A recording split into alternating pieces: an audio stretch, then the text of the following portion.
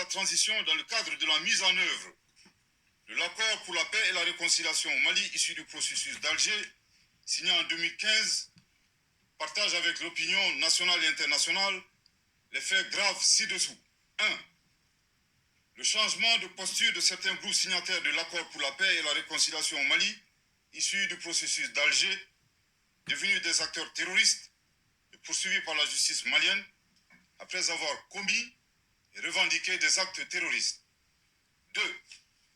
L'incapacité de la médiation internationale à assurer le respect des obligations incombant aux groupes armés signataires, malgré les plaintes formulées par le gouvernement de la transition à travers la lettre du ministre de la Réconciliation, de la Paix et de la Cohésion nationale, chargé de l'accord pour la paix et la réconciliation nationale, en date du 24 février 2023, adressé aux autorités de la République algérienne, démocratique et populaire, chef de file de la médiation internationale. 3. Les actes d'hostilité et d'instrumentalisation de l'accord de la part des autorités algériennes, dont le pays est le chef de file de la médiation internationale, tel que mentionné dans le communiqué numéro 064 du 25 janvier 2024 du gouvernement de la transition. Au regard de ces faits suffisamment graves précités, le gouvernement de la transition constate l'inapplicabilité absolue de l'accord pour la paix et la réconciliation au Mali issu du processus d'Alger, signé en 2015, et par conséquent annonce sa fin avec effet immédiat. Je répète, au regard de ces faits suffisamment graves précités, le gouvernement de la transition constate l'inapplicabilité absolue de l'accord pour la paix et la réconciliation au Mali, issu du processus d'Alger, signé en 2015, et par conséquent annonce sa fin avec effet immédiat. Je répète pour une dernière fois. Au regard de ces faits suffisamment graves précités, le gouvernement de la transition constate l'inapplicabilité absolue de l'accord pour la paix et la réconciliation au Mali, issu du processus d'Alger, signé en 2015, et par conséquent annonce sa fin avec effet immédiat. Le gouvernement de la transition rassure de sa volonté à œuvrer pour le règlement pacifique de la crise malienne en tirant les enseignements des accords précédents et en consolidant leurs acquis. En outre, il invite tous les groupes signataires du caduc accord de paix, non impliqués dans le terrorisme, ainsi que les partenaires du Mali, à s'inscrire dans l'esprit du dialogue direct intermalien, ouvert à tous nos compatriotes, épris de paix et de justice, annoncé par son Excellence, le colonel Assimi Goïta, président de la transition, chef de l'État, le 31 décembre 2023. Le gouvernement de la transition saisit cette occasion pour appeler les Maliens à renforcer la cohésion nationale et à promouvoir le dialogue et la paix. Que Dieu bénisse le Mali et préserve les Maliens, fait à Bamako le 25 janvier 2024. Merci de votre très aimable attention. Bouya! On est bon, on est très très bon, vous imaginez. Ah oui, écoutez, fin des accords d'Alger, hein, c'est caduc à compter du 25, janvier 2024. Si c'est même pas le 24. En tout cas, c'est caduc. Aujourd'hui, moi, on est le 26 janvier 2024, voilà. Et c'est un plaisir de faire cette vidéo pour justement parler à ce propos, voilà. C'est-à-dire les relations entre la France et les pays africains, et là, en particulier, les relations entre, maintenant, le Mali et l'Algérie, voilà. Oui. Djoubian, c'est mon surnom sur le net. Je suis accessoirement, mais accessoirement seulement, spécialiste de la France. En revanche, je suis un panafricain authentique, un panafricain très convaincu. Vous savez, ça donne la pêche. Là, vous avez vu l'extrait que je vous ai montré, c'est le colonel porte-parole du gouvernement, Abdoulaye Maïga. Hein, c'est ça, Abdoulaye Maïga, parce que je confonds tous les Abdoulaye Diop, ça c'est le ministre des Affaires étrangères, et là, comment on appelle ça, porte-parole du gouvernement, le colonel Abdoulaye Maïga, voilà. Bon, mais écoutez, ça faisait longtemps qu'on demandait à ce que justement les dirigeants maliens prennent les choses en main pour en finir avec cet accord-là qui a été signé en 2015 sous IBK. Et puis, là, ce que je dis souvent, c'est que heureusement que les générations se succèdent et que je ne peux pas m'empêcher de penser à la fameuse phrase de notre, comment dire, illustre Frantz Fanon, ce qu'il disait à l'époque, hein, que chaque génération doit, dans une relative opacité, découvrir sa mission, d'une part, soit à l'accomplir, ou d'autre part, soit à la trahir. Et nous avons décidé, nous autres, d'accomplir notre mission. Et là, en l'occurrence, les colonels au Mali, ils font honneur à toute l'Afrique.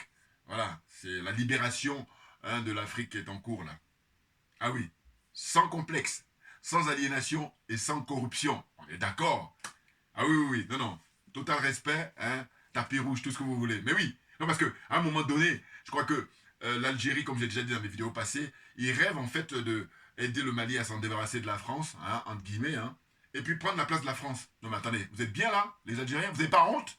Vous n'avez pas honte? Quand on regarde l'histoire ancienne, les relations étroites qu'il y avait entre le Mali et, comment dire, et l'Algérie, surtout pendant la guerre d'Algérie, qui a duré 8 ans, hein, le président Modibo Keïta, il a pris fait et cause pour l'Algérie, et en permettant d'ailleurs à l'armée algérienne, hein, de pouvoir avoir comme arrière-cour, hein, une base dans le nord du Mali pour pouvoir se défendre, pour pouvoir se libérer, obtenir son indépendance et sa souveraineté vis-à-vis de la France.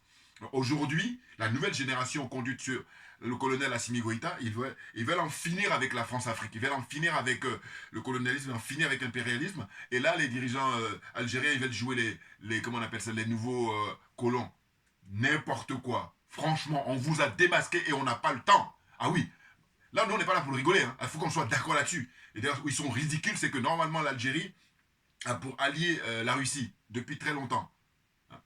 Eh bien, le Mali également. Ah oui, tant que vous avez les mêmes alliés, eh bien, il faut que tout se passe dans le respect mutuel. Hein. Mais quel est le fond du problème? Mais le fond du problème, en fait, c'est la richesse qui est dans le nord du Mali. Oh, je vous ai déjà montré précédemment, rappelez-vous, les images dans les années 50 où on voyait le président de Côte d'Ivoire, le premier président de Côte d'Ivoire, M. Félix Houphouët-Boigny, qui s'exprimait en noir et blanc, hein, parce qu'il était à l'époque secrétaire d'État au ministre dans le gouvernement français, et il disait qu'effectivement là-bas, il y avait beaucoup, beaucoup de richesses. Et qu'à cette époque-là, au XXe siècle, il n'y avait pas encore suffisamment de moyens pour pouvoir faire les recherches, hein, comment dire, surtout exploiter. Voilà, les richesses étaient faites, mais c'était l'exploitation. Donc ça coûte très cher, et à cette époque-là, ils n'avaient pas les moyens. Mais aujourd'hui, il y a les moyens. Donc là, on a compris, et les dirigeants maliens ont suffisamment de preuves, à savoir que tout ça, c'est des mises en scène. Tout ça est fait pour que, justement, on garde les dirigeants dans un conflit comme ça artificiel qui est créé, et puis pendant ce temps-là, on continue à piller les richesses du pays, à savoir le pétrole, à savoir le gaz, à savoir l'uranium, tout ça, hein, l'eau douce, hein, tout ça, là-bas, au nord du Mali. Voilà. Donc là, les colonels, comme j'ai dit, ils ont décidé de prendre les taureaux par les cornes, c'est-à-dire que il s'est prononcé d'ailleurs il n'y a pas longtemps, le colonel Assimi Goïta, pour dire que voilà, c'est une affaire de famille, c'est une affaire de Maliens, voilà, donc on va régler ça entre Maliens. Ouais. C'est une parole, ou ce sont des paroles de sagesse, mais très clairement. Donc on dit aux Algériens, mêlez-vous de ce qui vous regarde. Et je dis toujours qu'il faut leur dire ça aux Algériens. Écoutez, quand vous avez affaire aux terroristes, hein, vous ne badinez pas. Mais pourquoi voulez-vous que votre voisin badine avec eux? Vous êtes profondément malhonnête. Et moi j'ai dit, j'ai pas le temps avec les malhonnêtes. Et puis j'ai dit, là il n'est pas question, hein, de baisser la tête, baisser les yeux. Il est hors de question. Hein. Là, les frontières ont été tracées, hein, depuis 1884-85, hein, à la conférence de Berlin. Malheureusement, mais c'est un fait. Hein. Donc c'est ce qui se caractérise par les drapeaux de chaque pays. L'Algérie a son drapeau, le Mali a son drapeau. Donc la délimitation fait que il doit avoir un respect, hein, ce qui est défini même par la charte des Nations Unies. Tout le monde le sait. On est en pleine hypocrisie, hein, pour ne pas dire en pleine sorcellerie internationale. Non mais franchement, moi les dirigeants algériens, je dis mais attendez, il ne faut pas insulter l'intelligence des Noirs africains. Qu'est-ce que ça veut dire? Vous, quand vous avez affaire à des terroristes, vous ne badinez pas. Moi je dis, il y a deux pays comme ça que j'ai vu qui ne rigolent pas, c'est la Russie et puis l'Algérie. Allez, ils ne font pas dans les détails, boum, boum, boum, et puis tout le monde allait. On passe. Alors, question suivante. Mais là, le Mali actuellement, là, avec les colonels, ils font de même, et puis là, ils veulent essayer de continuer à jouer les petits malins. On vous a démasqué. Je dis, mais franchement, on est à l'heure d'Internet, on est à l'heure des réseaux sociaux, on ne peut pas dire comme on était il y a 30, 40 ans où il n'y avait pas Internet, où là, l'information était réservée à une minorité de gens, hein, souvent des professionnels, ou voilà, des gens avisés. Mais là, c'est fini. Hein. L'information est démocratique, ça appartient à tout le monde. C'est diffusé comme ça instantanément à travers le monde. Donc vous ne pouvez pas vous cacher comme ça, on va dire, derrière vos petits doigts. C'est n'importe quoi. Alors, ils ont fait la scène, la mise en scène de rappeler leur ambassadeur. Et puis là, il y a, je sais pas, une semaine, 15 jours, ils ont dit, bon, mais l'ambassadeur pourrait retourner au Mali. Mais là, il y a eu la conférence des non-alignés, justement, qui a eu lieu la semaine dernière. Eh bien, à cette conférence-là, les dirigeants maliens, conduites sur, là, comment dire ça, le colonel Maïga, hein, Abdoulaye Maïga, et puis Abdoulaye Diop, voilà, les deux Abdoulaye étaient là-bas sur place, lui en tant que ministre des Affaires étrangères, et puis l'autre en tant que porte-parole du gouvernement, et ministre d'État, ancien ministre, premier ministre d'intérim, voilà. Hein? Donc ils étaient là-bas, avec leur délégation. Et ils ont soumis des points, et puis l'Algérie s'est arrangée pour faire une espèce de, comment on appelle ça, obstruction, ou faire une espèce de censure. Hein? Vous n'avez pas honte, franchement. Je dis qu'il faut convoquer les archives pour vérifier les relations qui existaient entre le Mali et l'Algérie. Voilà, ce serait intéressant. N'importe quoi. Franchement. Moi, non mais, on vous a pris la main dans le sac. Quand c'est comme ça, j'ai dit, mais lâche l'affaire. Jette l'éponge. Parce que tu vas faire quoi? Voilà. Vous allez faire quoi? Franchement. Là, aujourd'hui, là, le Mali, ils sont dotés, comme vous êtes dotés auparavant, des armes qui sont fournies par les Russes. Donc, à un moment donné, il faut être sérieux. Franchement, déjà vous avez affaire avec le Maroc depuis très très longtemps. Vous trouvez que c'est pas suffisant, mais là vous voulez avoir encore des histoires avec le Mali. Et puis à chaque fois, ils sont pareils les Algériens. Et quand ils ont des problèmes, ils vont tourner partout, ils vont dire non, derrière les Maliens, il y a les Marocains. Quand ils ont un problème avec une autre personne, hein, la paranoïa et puis perturbés qu'ils sont. Moi j'ai dit très longtemps, j'ai pris fait de cause pour l'Algérie, mais j'ai dit mais là maintenant, là, le temps passe et il est question d'un respect mutuel. Ça permet à ce que vous avez votre territoire, vous avez vos richesses là-bas, et bien laissez les Maliens exploiter leurs richesses, tout simplement. Or là, le jeu a consisté à voler les richesses du Mali depuis fort longtemps. On est caché derrière l'histoire de l'accord d'Alger, hein, derrière, comment on appelle, les mouvements soi-disant patriotiques ou je ne sais quoi encore. Hein. Tout ça est manipulé par comment on appelle ça, les États-Unis, la France et tout ça. C'est manipulé par eux. Voilà. Mais le Mali et les dirigeants maliens actuels, ils ont beaucoup de preuves pour savoir que les pseudo-djihadistes, pseudo-terroristes, les gens drogués là, qui sont complètement ils sont perdus, ils savent même plus où ils en sont, manipulés qu'ils sont. Hein, et ce sont ces gens-là qui servent, comment on appelle ça, d'instruments, hein, pour essayer de perturber la marche normale des gens sérieux, des gens qui veulent vivre dans la paix et puis dans la dignité. Bon, j'ai pris quelques notes, je vais le lire là. Mais non, mais c'est fatigant à la fin. Qu'est-ce que c'est que ça? On a les preuves, on a toutes les preuves. Et c'est même pour ça qu'ils agissent avec assurance, en disant que voilà, hein, l'accord d'Alger, ça y est, c'est terminé. On n'en parle plus. Hein, à la poubelle. À la poubelle. Voilà, parce qu'on vous a démasqué. Longtemps, parce qu'à un moment donné, ce qui me fait rire, c'est que quand ça marchait avec Ibeka, ils étaient contents. Hein? Mais là, maintenant, là, ça y est, il y a une nouvelle génération là, qui vient, qui est là, sur place, et qui marque des points, et des batailles importantes. Hein. Ils ont expulsé la France. C'est pas à vous qu'on va perdre du temps. On est d'accord ou quoi? L'armée française a été expulsée. Hein. Regardez le peu de temps qu'ils sont là, depuis 2021. Voilà. En peu de temps, ils ont expulsé l'armée française, expulsé l'ambassade de France. Donc je dis même moi, je l'appelle à ce qu'ils ferment l'ambassade d'Algérie, rompent les relations avec l'Algérie. Parce qu'à un moment là, ça suffit quoi. On a toutes les preuves, parce qu'il s'agit de la mort des gens, hein. Mort d'hommes. Voilà. Et puis comme je dis, moi, ma religion, c'est la vérité et la justice. Ce qui veut dire quoi? Ce qui veut dire que quand il n'y a pas de mort, on peut négocier. Mais ça se joue sur la mort des gens. Les Maliens qui sont morts depuis 2011, 2012, 2013, 2004, hein, jusqu'à maintenant, là. Vous voulez dire quoi? Franchement. Et puis, encore surtout, j'insiste, je répète, sur le fait que l'Algérie ne badine pas, hein, on le sait, avec les histoires de, comment on appelle ça, terroristes sur son territoire. Mais acceptez que le Mali fasse de même. Qu'est-ce que ça veut dire? Comme le Mali est en train de pourchasser ces gens-là qui viennent se réfugier chez vous, pourquoi vous ne les donnez pas aux dirigeants maliens? Pourquoi vous ne les donnez pas? Donc vous avez un jeu, hein, qu'on a compris, hein, de complicité, très clairement. Donc on arrête.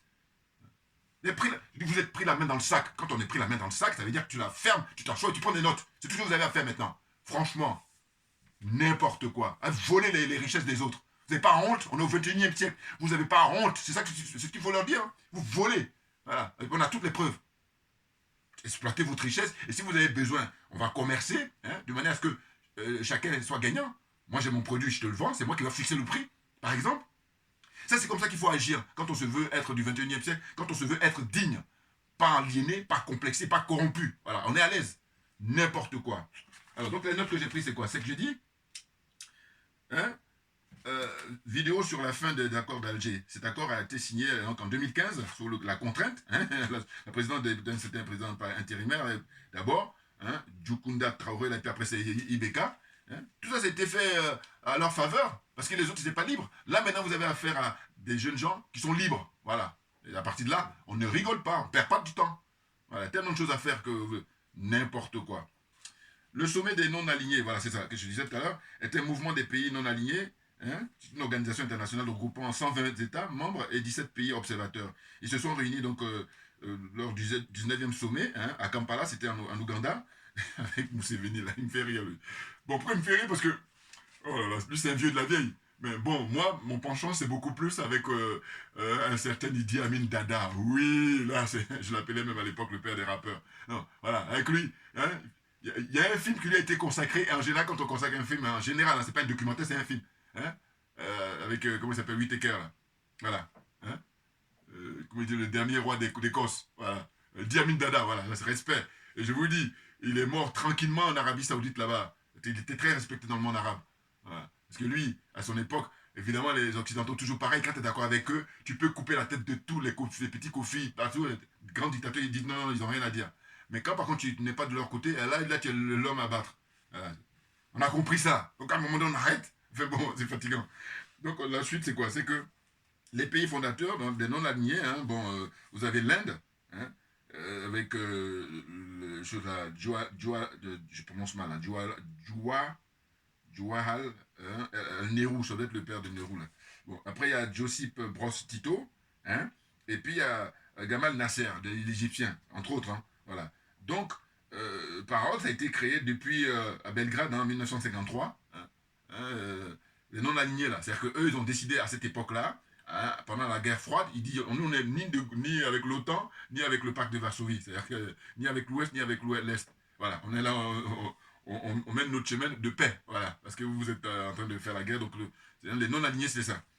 Et donc, ensuite, au sommet de Bandung, hein, qui a eu beaucoup d'éclat, hein, il y a les grands leaders, là, on voit même dans les images que vous pouvez retrouver sur YouTube, hein, noir et blanc, voilà, c'était le 18 avril 1955, hein, le sommet de Bandung, et ben, ils étaient tous présents, hein, les Nasser, Haït Ahmed Tito, Kwame Nkrumah, Ahmed Sékou Touré, hein, le président Nyerere, Ben Barka, voilà, hein, Ben Barka, voilà. Hein, Indira Gandhi, hein, Boumedienne, voilà, ça c'est l'Algérie, tout ça, vous voyez, Fidel Castro, voilà, le grand leader, Massimo, voilà, ils étaient tous présents hein, pour les sommets là de, comment on appelle, c'est de non-alignés. Donc là, c'est le 19e qui a eu lieu, enfin le 19e. Récemment, c'est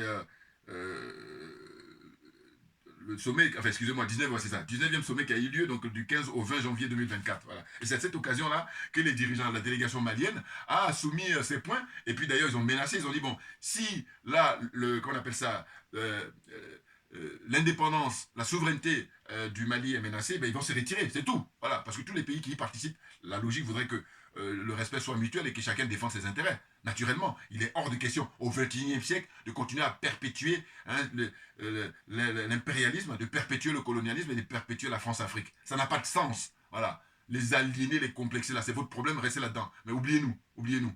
Voilà. Hein, je vous dis, tout ça, hein, faut la faire court, hein, pour, comme dirait l'autre, le français facile ou un Sciences Po facile. C'est les richesses qui sont au Mali, c'est tout leur problème. Voilà. Vouloir continuer à piller les richesses du Mali, alors que on se fie, on revient toujours à la déclaration faite par le général Tchiani lors de sa visite au Mali, où il a dit la question aujourd'hui maintenant pour la nouvelle génération qui a les pouvoirs en main, hein, eh ben, c'est de faire de manière à ce que le Sahel soit plus un endroit où il règne l'inquiétude, où règne l'angoisse, où règne la famine, hein, où règne la guerre. Non, ça serait un endroit de prospérité. Bouya, c'est le général Tchiani qui parle. Voilà, ça a du sens, hein, ça a de la gueule. Voilà, ces propos ont de la gueule. Voilà, mais oui. Hein, là, je crois qu'à court terme, il va y avoir comme ça du travail pour tout le monde. Et puis, on ne va plus assister à tous les jeunes Africains noirs là, qui se noient dans la Méditerranée. Et la Méditerranée, comme je vous disais, est devenue depuis quelques décennies un cimetière, malheureusement, pour tous les jeunes frères. Là. Vous voyez, les forces vives. Voilà. Ils vont se suicider, j'appelle ça même suicide collectif. Et ça, les dirigeants africains, là, ils sont tranquilles. Voilà. Des nazes. Attendez, non mais franchement, et puis je dis, les dirigeants africains, c'est une chose, mais c'est ceux qui les soutiennent. Moi, non. Comment on peut soutenir ces gens-là, hein, avec tout ce qu'on sait, avec tout ce qu'on voit? Comment vous pouvez les soutenir? Et puis, je ne peux pas m'empêcher parce que à chaque fois que je regarde les infos, je pense aux frères qui critiquent facilement Kagame. Bon, ma démarche a toujours été, comme je vous dis, c'est un concours d'honnêteté intellectuelle. J'ai dit, bon voilà, il ne s'agit pas de dire que Kagame est un enfant de cœur. Loin de là. C'est clair. En revanche, j'ai dit, ce que j'observe, c'est que quand ils vont critiquer les autres chefs d'État, ils vont critiquer normal. Mais dès qu'ils arrivent sur Kagame, à l'État, ils montent le curseur. J'ai dit, non, pour moi, il n'est pas pire que les autres, il est pareil. Parce que dites-moi, est-ce que c'est Kagame qui est responsable des jeunes qui meurent dans la Méditerranée? Question. Est-ce que c'est Kagame qui est responsable de ce qui se passe au Sahel avec le nombre de morts depuis 2012 jusqu'à maintenant? La liste est longue, hein. Tout ça pour dire quoi? Pour dire qu'écoutez, ce monsieur, évidemment, il est au service des Occidentaux, mais il n'est pas le seul. Voilà. Donc moi j'ai dit, quand vous voulez le critiquer, critiquez comme vous, la véhémence que vous avez, ben, ayez la même véhémence pour eux tous. Voilà. Ce qui me dérange, c'est le fait que quand vous allez critiquer les autres, là, vous allez critiquer une critique normale, vous observez bien. Hein. Moi je les observe bien. Et dès qu'ils arrivent sur Kagame, là c'est le diable, n'importe quoi. Et ça me supporte, parce que je dis, moi, je dis, soit on met tout le monde au crime, soit on met personne. Non, parce que les autres qui sont pires pourtant, si tu te trompes de truc ou tu prends un bouc émissaire, les autres vont se cacher. Et moi j'ai horreur de ça. Moi j'ai dit, bon, soit on laisse tout le monde tranquille, ou soit on prend chacun un à un, et puis on met sur la table, qu'est-ce qu'il t'a fait? Puis maintenant on va régler ton compte. Voilà, c'est tout. Non mais n'importe quoi. Franchement. Et puis d'ailleurs, je peux pas m'empêcher de dire quoi? De dire, bon voilà, comme eux tous, ils sont au service de l'Occident. Eux tous. Voilà. Dites-moi, qui n'est pas au service de l'Occident? Là pour moi, aujourd'hui, il y a le Mali qui sort du lot, il y a le Burkina Faso qui sort du lot, et puis il y a, comment dire ça, le Niger qui sortent de l'eau tous les trois, les pays de l'AES. Voilà. Mais en dehors de ça, tous les autres, ils sont là pour militer pour l'Occident. Alassane Ouattara, évidemment, détient le flambeau. Donc, qu'on ne me dise pas que Kagame est pire qu'Alassane Ouattara. Excusez-moi. Hey. Parce que dans ce cas-là, j'ai dit, bon là, un truc intéressant, je suis pareil, c'est une question de moyens, si j'avais les moyens. C'est facile, hein, bon. Mais je veux dire que, voilà, c'est mon bon sens. Prenez le train de vie, ou comment dire, comment la vie se passe là-bas au Rwanda, et puis prenez comment la vie se passe en Côte d'Ivoire. Les Rwandais, comment ils vivent aujourd'hui, hein, là en 2024, et comment vivent les Ivoiriens dans leur ensemble. Il hein, faut prendre la population dans son ensemble. Voilà. En 2024. Et puis là, Tshisekedi qui vient de faire un hold-up. Est-ce que, de mon point de vue, je ne crois pas que Kagame soit plus à incriminer que Tshisekedi. Et ce que vous allez observer, c'est qu'il va y avoir une certaine indulgence pour Tshisekedi, et puis commencer à attaquer Kagame comme ça, sauvagement. Non! Quand on est honnête, on dit, et je me le répète, je me fais un plaisir d'ailleurs, je dis voilà, avec mes petites notions, normalement, le Rwanda, c'est un petit village même de la RDC. Voilà. C'est les Occidentaux, dans le découpage, hein, ils se sont fait plaisir, ce que j'appelle ça. Voilà. Mais sinon, revenez en arrière, on va voir que Rwanda, c'est un petit village de la RDC. Bon. Donc RDC, pays immense, hein, au point de vue géographique, et puis la dimension. Et au niveau de la population, plus de 100 millions d'habitants. Bon, dites-moi. Si quelqu'un comme Patrice Emery Lumumba a donné de sa vie, et tout le monde est témoin parce que les images sont là, on peut les regarder, on peut les consulter quand on veut, eh bien j'ai dit, si les hommes et les femmes politiques au Congo, ils se souciaient du sacrifice de Patrice Emery Lumumba, le peuple congolais n'en serait pas là, à souffrir le martyre, à souffrir la pauvreté, la misère, alors que c'est le pays le plus riche d'Afrique. Et donc, par voie de conséquence, c'est le pays le plus riche du monde. Mais sauf qu'ils ont au pouvoir, ils ont des gens, des hommes et des femmes qui sont aliénés, d'une part, qui sont corrompus, d'autre part, et qui sont, comment dire ça, comme j'ai dit, c'est quoi bon, il n'est pas dans le CFA, mais c'est pareil. Hein, donc, il est aliéné, il est complexé, ils sont complexés, et puis ils sont corrompus, voilà, c'est ça. Hein, les hommes et les femmes politiques au Congo-Kinshasa, bien entendu, bien entendu. Donc là, moi, je ne supporte pas qu'on puisse accuser Kagame et puis les autres, on dit, bon, eux, c'est... Non, non, non, ils sont tous pareils, voilà. Il n'y en a pas un pour rattraper l'autre. Voilà, ça, c'est mon point de vue, évidemment, évidemment. Il faut arrêter à un moment donné. Parce que j'ai dit, ce que vous allez vérifier, c'est un Tshisekedi, depuis qu'il est président, là, combien il y a sur son compte en banque? Aïe, parce que moi, les gens qui sont désintéressés, voilà. Ceux qui sont intéressés, pourquoi? Parce que je dis, mais le domaine dans lequel on est, il faut être désintéressé. Mais sinon, si ce n'est pas le cas, je dis, va faire autre chose. Autrement, tu viens là pour faire des affaires. Parce qu'à la ferme là, on t'a démasqué. Les choses sont claires. N'importe quoi. Donc voilà ce que je voulais dire aujourd'hui pour dire que en ce qui concerne l'accord d'Alger, ça y est, c'est terminé aux chiottes ou à la poubelle. Hein, c'est caduc. Voilà. Ça a été déclaré officiellement. Et là, vous avez vu, il a son treillis, là, le colonel Maïga. Hein, et puis il vient, comme il a pour l'habitude, il répète 3 fois. Voilà. Et là, si tu dis que tu n'as pas compris, mais là, il va falloir aller te faire soigner. Voilà. Hein. Donc merci à vous tous pour votre attention. Et comme j'ai pour l'habitude de dire, on ne lâche rien, mais simplement parce que c'est nous qui avons raison. Clairement, c'est le peuple malien qui a raison. C'est tout. Hein. Que les dirigeants maliens puissent enfin exploiter les richesses de leur pays à leur guise. Voilà. Terminé. Hein. Tous les voleurs, là, les escrocs là, qui dégagent, n'ont pas le choix de toute façon. C'est clair.